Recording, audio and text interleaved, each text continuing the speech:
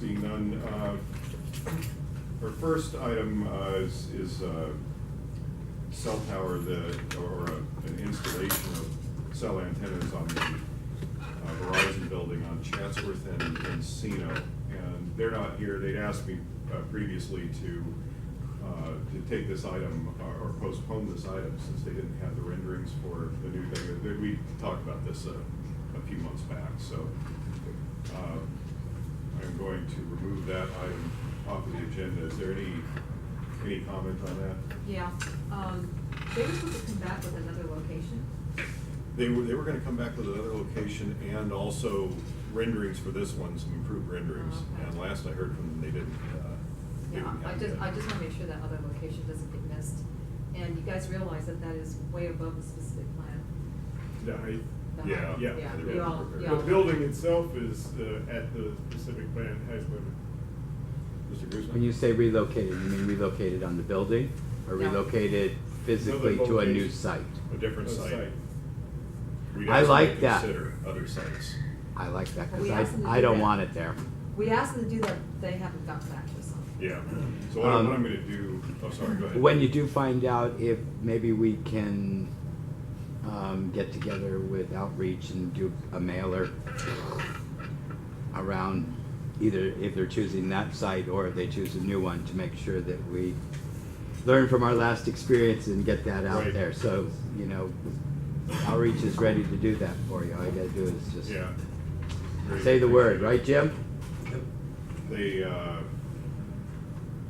yeah, I'm going to check the city site to make sure they haven't moved ahead with any of the Yeah.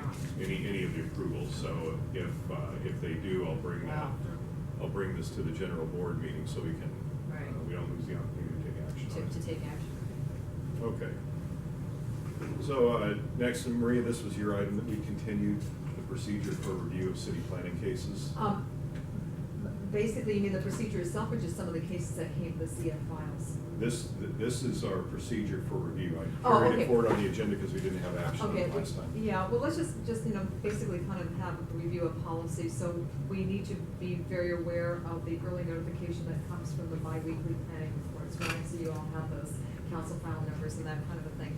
Then secondly, there is a phone number, I guess, of the planning department. There is some contact. We need to figure out who and when the hearing will be. Also, the planning packets that used to come to the council, we used to have planning packets with either architectural renderings and that kind of a thing. Did we ever figure out where those went and? We get them occasionally. Ugh, okay, how can we make sure we get them regularly? Cause that's important information. I mean, that's the permit information, the details, the sketches.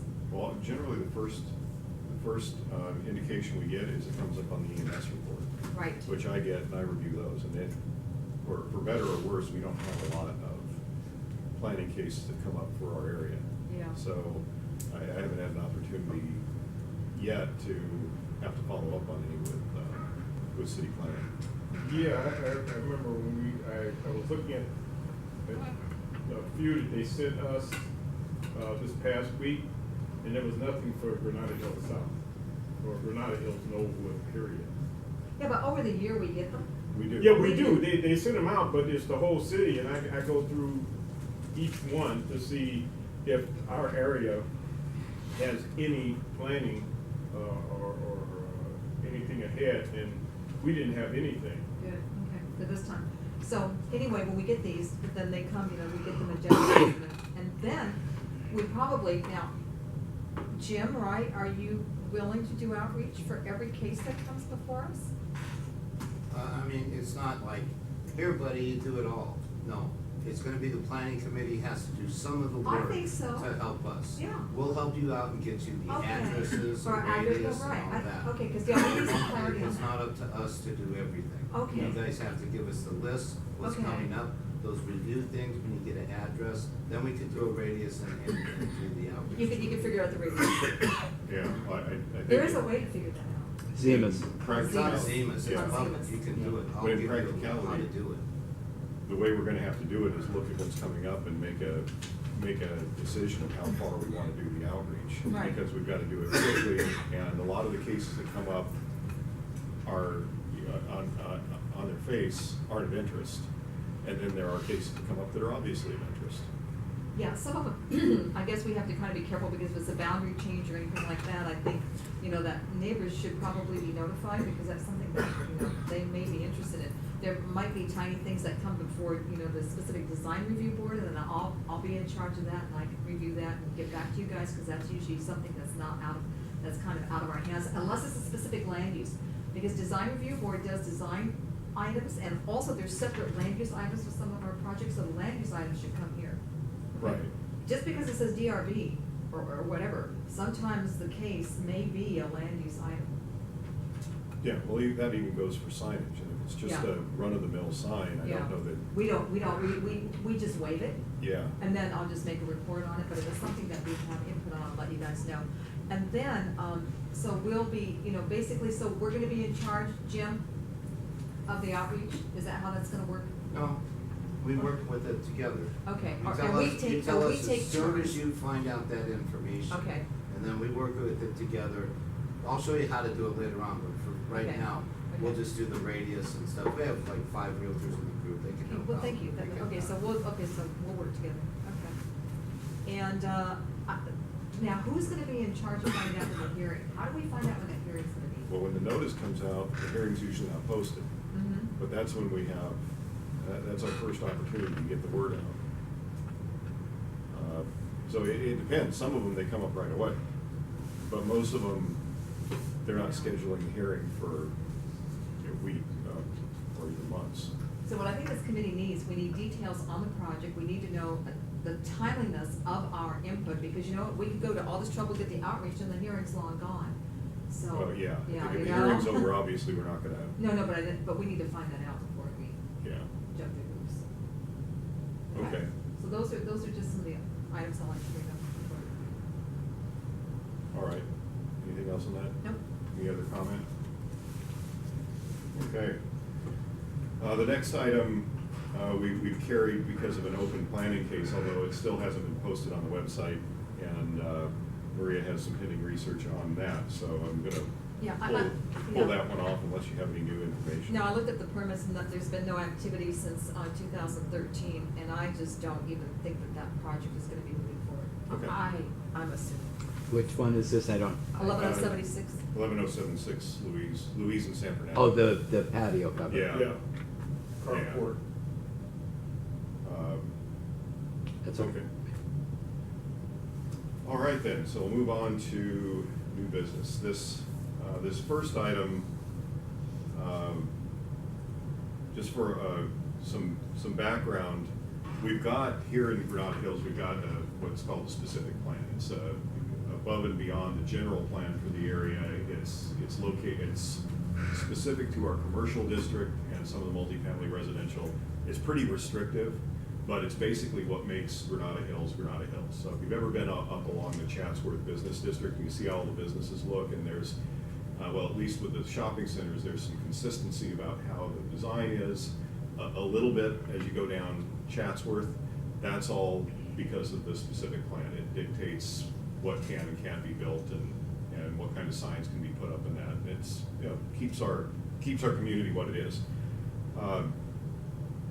There's a business, H&R Block at Lindley and Chatsworth. They've been placing temporary signs, plastic lawn signs, kinds of things on the property, and also on the property across the street. Not their center. They went and put it on the other center. They put it over where American Tire is. I saw one down where Pacesetter is, which is technically outside our area, but still, there's been this proliferation, these little signs, which, they blow away, they get in the street, they kind of blight the area a bit. I went in and spoke to the manager there who, told me that it was, their business where they put them, and they didn't have to, they weren't worried that it was illegal, and they'd happily pay the fines for it. So that is the genesis of why it's on the agenda tonight. I personally thought it was poor corporate behavior, and I feel that that it's really a public nuisance to have all those signs spread around, especially when they're putting on property that they're not leasing. So are there any representatives here from H&R Block tonight? No, but Okay. I can give you a comment, Jerry. Yeah. Those signs that they're putting up would fall under the same ordinance that a real estate sign would fall under. Meaning we only have a certain window of time period for the operation to be allowed to have our sign on a public right-of-way or public property. And that's what H&R is doing. They're putting it into the parkway areas. They're putting on the other shopping center, they're trespassing. Yeah. You know? But Jim, do you know what or Mike? I think it's only like 4 or 5 hours. You have to, an Actually, hour let me cut in real quick, because you're right, there is an exception for real estate signs. That exception does not apply. Otherwise, it's illegal. Yeah, see, real estate is only what that carve-out is for. It's basically for open houses. Right. And I forget exactly the way the ordinance is. I actually believe it's not written into the ordinance, but it's a practice that LA undertakes, is they No, do it's an not ordinance, they enforce- can fine us Is- $190. Oh, well, right. The ordinance says that you cannot put, if you see a sign stuck in a tree well, or next to a telephone pole, or nailed to a telephone pole, those are illegal. We used to have them all over the city, recessed lights, Singles. we see now, singles, GranadaHillSingles.com, will buy your house for cash, those things that are nailed up there. Those are not legal. They're a real problem in other areas of the city. We've been fairly fortunate here, but we've also kept quite a vigil on making sure they're not, they don't stay up. So there is an exception for signs that are placed in the public right of way for. So in real essence, what estate. they're doing is just plain illegal, Yeah. you know? There's no carve And, out. It and is. so all we have to do really is just call the city attorney and say, hey, I tried talking to them and they said, no, do your job. And that's why I've got it here. The process here is building and safety or street services goes out and gives them a fine. And if they pay the fine, it's sort of like if you want to speed and you're fine paying the speeding ticket, you can speed as much as you want, right? You just keep going and paying the fine. And now the difference with a speeding ticket is it starts going up and eventually you lose your license. That doesn't happen with this. You just, it's more like a parking ticket. If you want to park in a handicap spot, you don't have a handicap placard. If you're fine with the $380 fine, you park. You just pay the fine. What the message was that I was getting from the manager of this location was, we'll pay the fine. So we'll go ahead and put the illegal signs. We'll go against the zoning code and the city of LA public right-of-way regulations, and we'll put our signs there because we want to, and we'll pay the fine. Are they considered litter? No, Oh, they're so we couldn't considered flag private it. property. That's actually, something I should note. There's been cases here where people have gone and picked the signs up to get rid of the litter, and then the company charged them with theft. And they were actually successful because it's the company's sign. If I put my wallet on the sidewalk and you come, well, how about this? If I leave my cell phone sitting somewhere like I did yesterday and somebody took it, it's not litter, it's a theft. Yeah. And yes, I did lose my cell phone yesterday. But we can take them to the store, We're- right? We do. The city, one well- of the things, like to add on to what Jerry was just saying, the city of LA got sued by the ACLU in defense of the street people downtown, who, when they were coming by to pick up all their trash and dump it because it was left on the streets. It's personal property. But they sued, the ACLU sued the city saying this was personal property.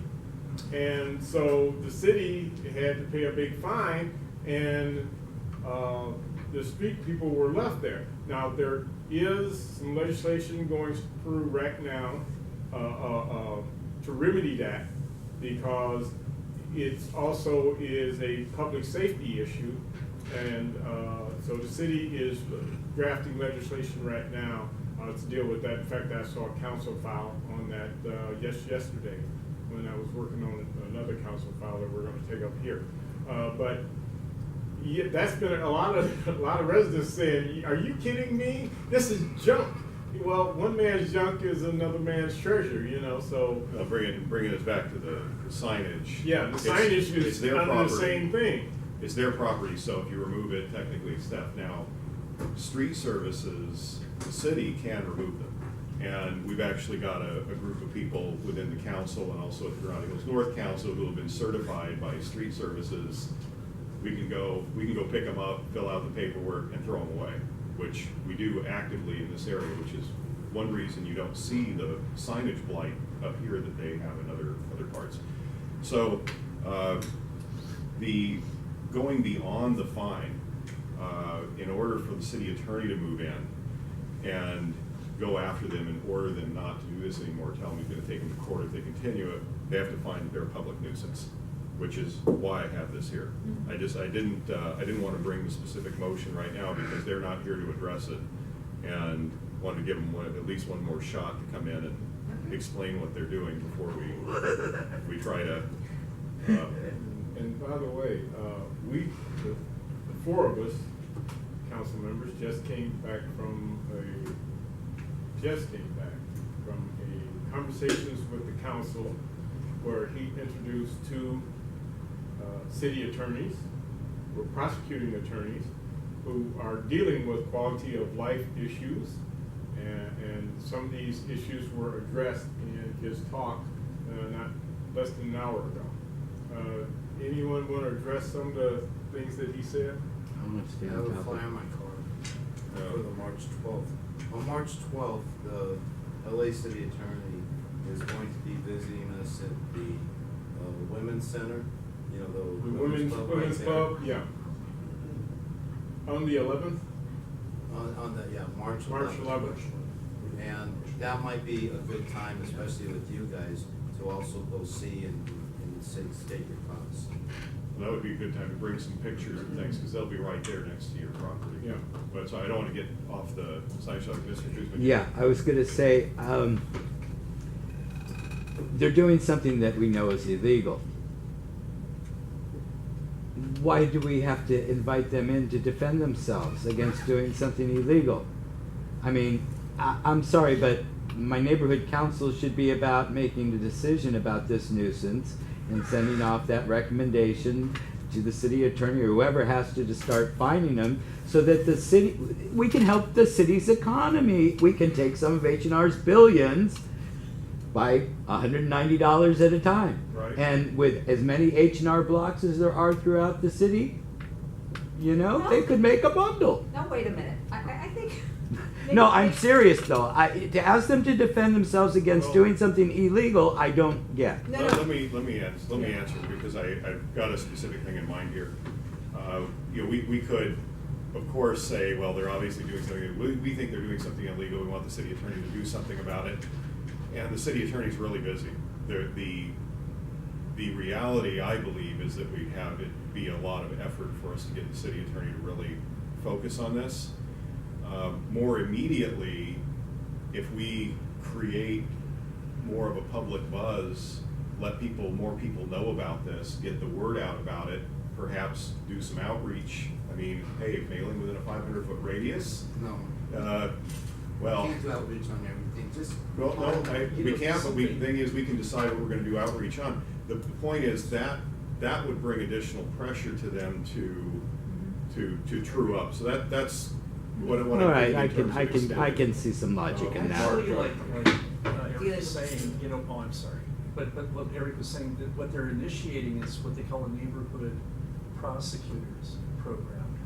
And what it is there's actually someone from the prosecutor's office at Devonshire Station. I went and spoke about it. Right, and it sounded like this is the kind of thing we're talking about, right? Which would be Quality of life issues. quality of life Yeah. issues, and like if breaking the law, then there would be a local prosecutor to contact. Sir? One of the things, I mean, maybe the issue as far as what you're describing, the signs being a nuisance, but this is only gonna happen in a few months that, you know, people are gonna wanna know where H&R Block is. But, I mean, is it such a big deal that it's an issue with the committee right now, with the, I I mean, as far as I'm concerned, for a couple of months, they're gonna put those signs and they're gonna be gone. I mean, that's my opinion. I understand what you're saying, I live in Granada Hills, but, they obviously wanna be seen by the neighborhood folks, say, you know, we're here. I'm not Yeah. defending them, I have nothing to do with H&R Block, but what you did was right, and maybe you can send them a letter as far as saying, listen, this is coming from us, take care of it. The city attorney's not gonna go through this baloney, I mean. Yeah, come but on. neighborhood They have prosecutor. better things to do than to. The problem is that one person does it, Everybody got it. then everybody wants to do it. The next thing you know, you got flags, signs up and down the street Blade all banners. the time. That's Because that- that that's was the the point that I That was gonna was bring. what happened We, before. before, actually, it was the issue that brought me to the council initially was this proliferation of all these signs everywhere. They, you know, one got kicked up once and fallen off the pole, got kicked up and hit my car, and, you know, I thought, why is our public, Personal. why is our public space, well, that's what brings us all here, right? Why is our public space being exploited for these commercial interests? And, you know, it took a lot of effort to fight the, you know, relative handful of 6 different organizations that were busy posting these signs to finally make it clear to them, signs aren't gonna work, signs like that aren't gonna work in Granada Hills. They're gonna be taken down immediately, and we're gonna work on making sure people get fined. And we've been sign free for 3-4 years Well, now. It gets into a So business it's- version of the broken windows concept that that especially Chief Bratt was really big on. And actually what this was one of the elements of this meeting that we just attended was addressing issues that like the broken window concept. It's the little things, the little laws that get broken that Needs to be if it gets bigger. out of hand before you know it, it's just ballooning and Yeah, things. so. What about these vans, excuse me, I'm sorry, the vans that advertise 2 maids, you know, for $49, or the guy in Chatsworth that has something on his car saying smart chip, are these Yeah. illegal, what are we doing with Well, these? no, boy, don't get me You know, started. it's like a, you know, it's an Yeah. ongoing battle you guys are gonna have, and, is But that we illegal? got I don't rid know the of law. them. Well, we do. Those are illegal? Yeah, They're not. Some of them are, the ones with the trailers, remember when those were going around? And then the city came down, no, you don't see those trailers On anymore. the freeway, you know, with that. Well, no, I mean, talk on the street. On the park on the street. Yeah, on the parked on the street, you know, 2 maids, this, that, and the other. And everybody switch. is always trying to advertise something Something, right. and just creep. It's called black creep. Yeah. You know, one person does something and somebody else sees it, and if they get away with it, then, okay, I'm gonna do it too, and next thing you know, your neighborhood looks like a third Yeah. world country. Inviting. But to answer your question directly, the reason you're seeing the advertising vehicles now is because the ordinance was passed to get rid of the trailers. Trailers, You know, the trailers, it was just 1 or 2 here or there. And once people saw that they weren't being towed away, or the city wasn't being successful in getting rid of them, all of a sudden we had this explosion of those, you know, the motorcycle trailers that had the big sign on it. Right. Yes. The reason they're doing the vehicles now is because vehicles are regulated under the vehicle code, and the city can't regulate a vehicle with motor in it, and it's, like I said, don't get me started, it's very frustrating that those are unable to be enforced right now. And then all of a sudden you have 10 food trucks, right? But my point is that I'm a real estate agent, and we have guidelines. Our guidelines are, we put an open house sign up, and we have to take it down. We have to take it down that night. And if they stay overnight, somebody can report us, we get fined by the Board of Realtors. You can't keep an open house sign up on Friday and take it down on Monday, or leave it up more than the time that you're supposed to have it up. And the good real estate agents know that they have to pick up those signs, and even hire a company to put them up in the morning and take them down by the evening. And anybody that has it in for a realtor, call the board and report it. Take a picture, put a time date on it. So, I mean, if you're in business, you're H&R Block, you want to put out a sign, great, just take it down. that You shouldn't be night. putting the sign out to begin with. They shouldn't, Right. they At shouldn't? all. Okay. No, it's But- different, it's different for real estate. It's different for different, This is the it's different for specific different plan. businesses. Yeah. But I mean, if they wanna put a sign up in front of their office, okay, you just take it in at night. Yeah, we never have an issue with that. Right, but somebody should find them if they're gonna leave these signs out, you know, for 48 hours or 2 weeks or a month. You know, it's tax season, so, Yeah. you know, we've got the guy in the corner with the Statue of Liberty hat, twirling his signs and, you know. Well, that's why today we were introduced to 2 neighborhood prosecutors. Oh, good. One is working right out of Jefferson Station, and the other one is on the other side, I think of the floor of Sepulveda.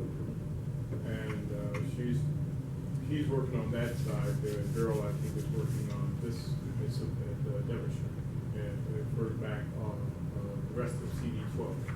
So we have 2 neighborhood prosecutors who are working on these very quality of life issues, so, and I got some contact information. I don't have any handouts because I just got them myself an hour ago. They were just handed out at the meeting I just came from. Okay, so I don't wanna take all night on this issue, because it is, you know, it is on the smaller side, but it's things we try to take care of. So I'd like to, entertain a motion to postpone this to the next So moved. meeting. Okay, by Eric, seconded by Maria. All right, any discussion? No? All in favor? Aye, okay. So that's unanimous. I'll just carry it next time, and I'll be doing some more, making some more contact with them to see if we can get them, kind of pull them in line. By the way, code inspection was out there today. Oh, good. Yeah. But we're at this, Yeah. 18137. okay. Oh, you have the draft agenda. Yeah, sure. Okay. Okay, so then, and I know most of you are here about the Kingsbury and White Oak, so thank you for sitting through it. I guess part of that was I wanted to let you know, there's a group of people here and beyond what's sitting in this room that are working on your behalf to try and keep the neighborhood nice. And now we're hoping we can do something directly with the facility at 10660 White Oak. Dave, you're the one who originally brought this up. Do you want to kind of give a quick rundown of what's going on? You can pass these around and take a look at them. I know it all too well. I don't need to see the pictures. I look at it every day. Thank you. I'll try to give. Pass them around and let everybody take a look. I mean, obviously, everybody here they're pretty much familiar. That's why I think everybody's here. Everybody's experiencing the same thing I am. As far as kind of the activity that's been going on, I originally brought it up to a number of folks when I wrote a letter to the administrator, or what I understood to be one of the administrators of the daycare facility back in November. I copied Chamber of Commerce. Chamber of Commerce got it over here, and then it kind of has gone from there. So, I mean, there's obviously, there's 2 sets of issues, really. There's the parking issue, I think, that we are all very familiar with, and then there's the issue of what I consider a nuisance issue of the loitering of all the people that gather in the back. And I think that's what you'll see in the pictures that were just handed out. And, you know, I've never actually used the terminology, but I've now heard it 3 different times. The last time was at a meeting that I attended next door here just recently. I don't remember, the old Granada Hills Council. Residents group, yeah. Yeah, so that was like a week or 2 ago. But I've heard this term now 3 times, so I'm gonna go ahead and use it. People that don't even live directly next to us, they say, it looks like a prison yard. That's the common terminology. So those are the 2 issues. They have very different, from what I can see, different approaches on how you have to handle them. The parking issue, and again, I don't know if the councilman's office is still pursuing anything with Department of Building and Safety or anything, as far as trying to get the owner of the property to force them to allow people to park in the lot. I don't know if that's still an I ongoing believe thing. that's kind of petered out, because Okay. they don't have the tools legislatively, they don't have the laws to do that. Okay, so, I mean, the only other, and I don't know if anybody took a chance to look at the website. I tried to put as much information out there that I was aware of out there. So there's kind of 2, if we just look at the parking, there's kind of 2 approaches right now with the way things are that we could take if we wanted to really address it. One is permits. The problem with permits is the owner of the building would be, in all probability, be given permits. Those permits would be handed out not only to the residents in the area, but to the building owner, who would then hand them out to the people, the employees, et cetera, so the employees would have permits as well. The other is restrictions on the amount of time that people can park on the street. You'll notice on White Oak, there's like a 2-hour restriction on parking. That's another option. It's an inconvenience to the residents because now we're held to that 2-hour parking restriction. So neither of them is really, as far as being a resident of Granada Hills, neither one of them is a good option. It's just those are the options that I'm aware of to try to control the situation if we just look at it as there is a parking problem. The other problem is obviously, like I said before, what I consider the nuisance problem of everybody hanging out. There's, as I've emailed and spoken to a lot of different people, there are a lot of complications with how we as a community try to address that issue. Because it is licensed because the LAPD has gone out there and they have verified that there is a license number. I have not been able to find a website where I can plug that in yet. Last night I did speak to the city attorney at the neighborhood watch meeting, and he wants to see a copy of the actual license. Janine wasn't at the meeting last night. She had an emergency, apparently, so I couldn't approach Janine, and she's the one who actually went to the facility. So I have to, unless you guys, somebody here has a better relationship with her, otherwise I'll shoot her off an email probably tomorrow, and I'll copy the two of you like I have in all my other communications with her, and ask her if she can get a copy, even if it's just a cell phone picture, as long as you can see it. Then you can start looking at what are they licensed to do, because they have anywhere from 80 to 100 people, because I've sat and I've actually counted on several different occasions how many people arrive to the facility. So they have 80 to 100 patients. So we need to find out, are they licensed to have that many patients? What are they actually licensed for? Because the owner or the administrator has indicated that they do have mental handicap, including schizophrenia, and then they have drug rehabilitation also there. So those are the activities that go on there. We don't know if they're licensed for that. Again, hopefully the city attorney will be able to tell us whether or not they're licensed for that.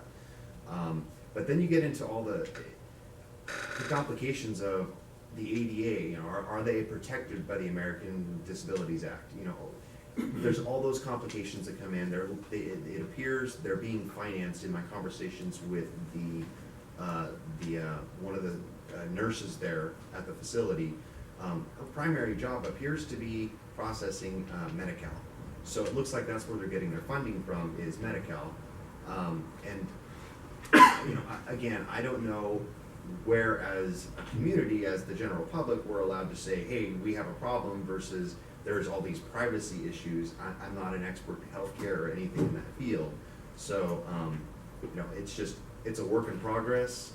That's kind of where I'm at with it as far as my knowledge. So, I don't know if you guys have anything, if I've missed anything that you're aware of. Do you know the owner, or is this a corporation, do you know?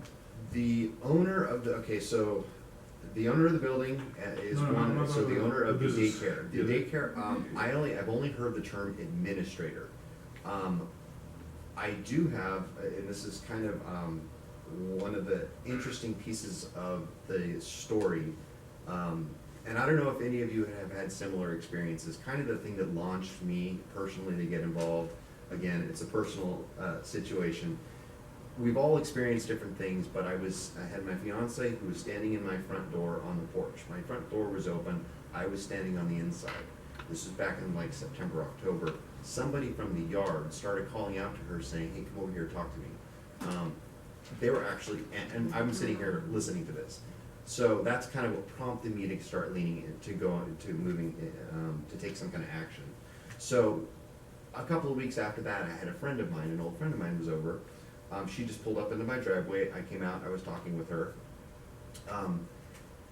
She looks behind and she says, what is this facility? What is this? And I explained to her what it is. And she said, I can't believe they're doing this. I know one of the owners. So I don't know if it's the actual owner or not. Her name is Gloritz. I have her last name written down. She's one of the people I addressed my letter to, actually. But I walked inside with my friend. We walked inside. Gloritz walks up to give her a big hug, sees me, immediately says, "I'm too busy," and walked away. So I don't know if that is one of the owners or not. So I don't know if it's a corporation or if it's The individuals. reason I ask is, until this gets resolved legally through through the city or whatever has to be done, maybe you can write them a letter saying, this is what we're doing. You need to get your guys off the street, your employees, to start off with use a parking lot and keep that fence locked all the time when there are people hanging out there, and not to use excessive water. Scare them, start with a scary You're not tactic. gonna do that. They make so much money. That's why the owner is capitulating with the people and making the other people park on the street. First of all, some of those people who work there with these people, the reason they don't park inside is because they don't want these people damaging their cars, so they park on the street too. I'm talking across the street, they have a, Yeah, but the owner doesn't care because he's making so much money off these people. he's getting from Medi-Cal. If he sees that, we're gonna complain to Medi-Cal, they're gonna They move their don't bus. care. They might, they might. Well, the No, city no, we attorney's need going to to. write to Medi-Cal, because I know these people. I know companies like non-emergency vans, that transport people. If you call Medi-Cal and say, listen, this company's, doing something wrong. What we did, we did a walkthrough, Jerry, myself, and a couple others. We did a walkthrough with John Lee. He is the chief of staff of Mitch England. We did a walkthrough. I took these pictures, and I took these pictures yesterday. I copied them, the ones you're looking at, and the others, I sent them off to John Lee's office, because when we came up there with him, these people were gone by that time.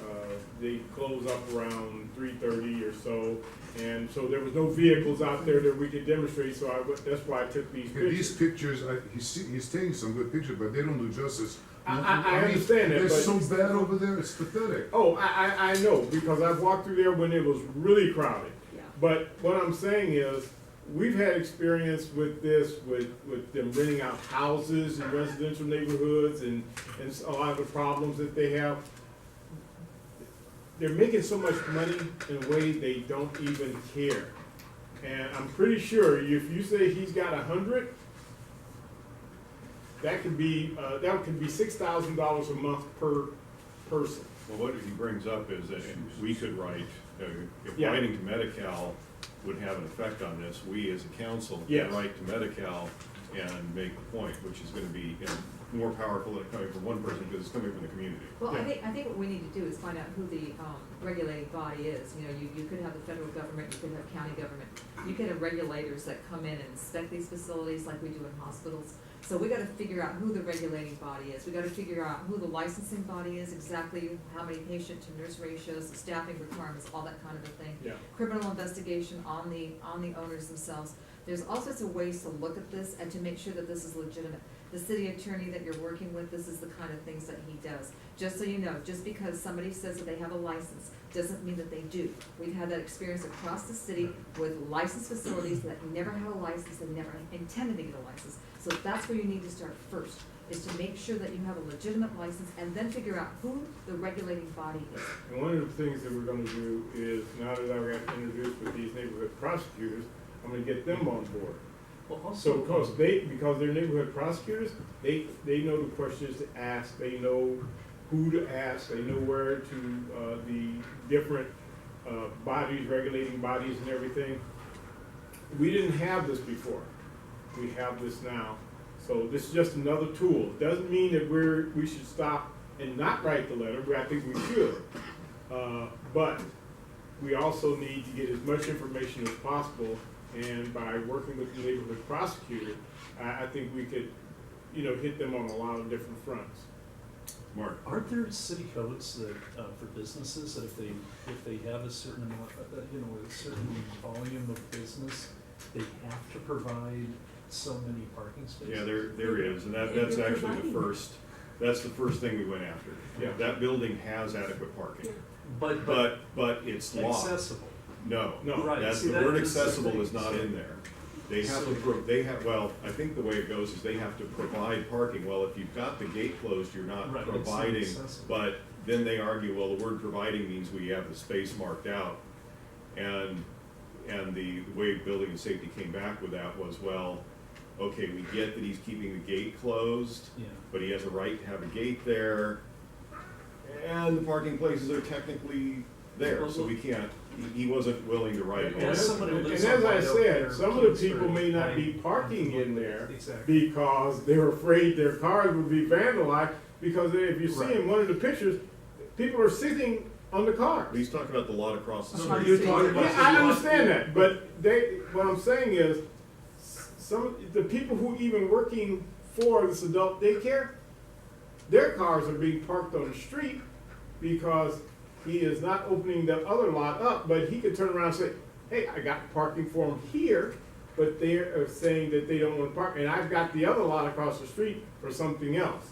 So we gotta sort all of that out. We can also write to the owner of the building saying, listen, your tenants are using our streets, open up your goddamn parking lot, come on. Right. Or Well, we're that- gonna that's take the- legal action. That is that is the purpose of having this here. So, you know, David outlined the couple approaches we've already taken with the city to try and get some kind of resolution, and it well, partially worked because you do hopefully have had some improvement there. They at least painted the line. I don't know if that made any difference in the way people have been behaving. Just to give an update, so on February 14th, I don't know if anybody noticed, there's a yellow line that was painted. One of the Yes. things that the administrator agreed to with Janine from the LAPD is that he would draw a line at least 4 feet from the wall to deter or prevent people from loitering and hanging over the wall, sitting on the wall, which I believe there's a picture right Yeah, there. but that was just taken a Yeah. couple of days But ago. yellow line, which they crossed. So the yellow line, that's the reason why the yellow line is there. It They was crossed their initial, where They they were crossed working it, with you're you. right. What's But the There's the yellow consequence? line, which obviously. the he's consequence is, I can tell you, what are you gonna do? Arrest me is what the patients say to the staff when the staff says, get behind the line. Yeah, so, Oh. well, at least now, I mean, they offered this as something to try and help. And what the heck? Okay, sure, go ahead, give it a Yeah. shot. Now we got a picture showing that they're not making it with this, so. And on March 11th, the city attorney's gonna be right next door. Right. At what time? But he's not gonna be there till like 6:30. Okay. Well, if you bring the it's- pictures It'll be up. closed at that. Well, Well, like I said, I already sent them to John Lee, and I'm gonna give him a call tomorrow to verify that he's got them. I'm pretty sure he did. They didn't come back, so we'll see. Well, here's my suggestion, the reason I had it here tonight is we can, you know, we may or may not be able to get action out of all these different departments if we start writing to them. It's always an uphill battle in getting them to attend to our problems, because I mean, as far as problems go in the city of LA, we do pretty good here. We don't have a lot of them. Our greatest weapon right now just may be the specter of us, you know, beginning to pay attention to them. The city zoning code is extremely complex, and I can guarantee you there's a whole bunch of violations. And I know the code pretty well, so does Eric, so does Maria. And if we're stopping by there every day looking for violations and reporting them, they're gonna get a lot of attention from the city. So I don't think they want that. What I wanted to do is get a message to say, okay, here's the problem that your operations are causing to the residents. So what I want in 2 weeks, I want that lot across the street to be full and nobody to be parking on Kingsbury. And I want the residents to spend their entire day inside. Maybe that's something we could ask for. And if we can get that and make this problem go away, then we're all happy. So clean the sidewalk. Yeah, so that was gonna be my question. What are the remaining issues? I know about the parking, I got that one. They smoke right out there, and they throw Okay. their cigarette butts on the street. Okay, Glass, The- broken glass. Glass and you have in the pictures the overgrown, Weeds and, yeah. weeds and it's just I a don't mess. think, unfortunately, we don't have anybody that's from the, I think it's 8 units there, right next door to that wall, of the back wall where they use as a rec area. those units along the back wall and having a discussion with somebody that lives in those units yesterday, apparently the owner of those units also has an issue, and I asked that they pass this on to the owner. But they throw trash over the wall, so cigarette butts on the street, cigarette butts are going over the wall into people's backyards, things are going into the wall, you know, whatever trash they have. So those are some of the other issues that Well, I unfortunately. can go by there in the next couple of days, knocking on some doors, introduce myself, and see if I can get some photo documentation of that. Okay. What I'm thinking is that we can carry this to next month. We can go visit the owner of the building and the owner of the daycare and basically outline, okay, here's the problems and here's what we need fixed. Or you're gonna get a lot of attention from us. And we're gonna have a meeting next month and you're gonna come and you're gonna tell everybody what you've done or what you're gonna do to get this fixed. Or, you know, at that point, it would be appropriate for us to introduce a motion and, you know, basically say that our council is gonna go give them a free inspection. You know, if I could, real quick, one other thing that the neighbor across the street who was in that duplex who backs up to them complains that the chemicals that get washed up the driveway are ruining the tires of the cars that are parked on the street. Cleaning chemicals. Really? Are they peeing out Really? there that they have to? No, no, well, What are they doing that they have to they're do? forever washing the vehicles, but I think there's also. Washing vehicles, mopping the inside the Oh, yeah, they building. do wash the commercial vehicles. Yeah, I've commercial seen that. vehicles constantly. Okay. And They're then, not yeah, allowed to do They're- that. they're- I would And then they at take night- their license. I've got. At night, they do dump when they have a cleaning crew going Yeah. every night, and they pour after they've done cleaning, they Their pour buckets their and- buckets out into. Think anybody could get a into the picture of gutter. that perhaps? I can because Yeah. I walk my dogs and I always wonder, what is this liquid? And Yeah, I'm trying, you don't- I you try to don't- pick Yeah, up my no, dogs. But I mean, well, I wouldn't Does want it- anybody to go out there and get in their face and take a picture, but if you can from inside your house or something, get a picture of them dumping Oh, somebody on the The property gentleman, dumping the stuff. the thing about it is, there's one gentleman who was walking towards me when I took the picture, he Yeah, I was saw that. objecting to it. yeah. And I told him, I said, I'm standing in the middle of a public street during the middle of the day. I can do whatever I want with my camera. Who was Somebody that? walk up to you? Oh, yeah, From the building. yeah, him. I That don't gentleman know there. who Was he it is. an inmate? or- No, he looks like. He looks like one of the owners. Yeah, Nice. but anyway, I told him, I said, I'm on a public street in the middle of the day. I can photograph anything I want.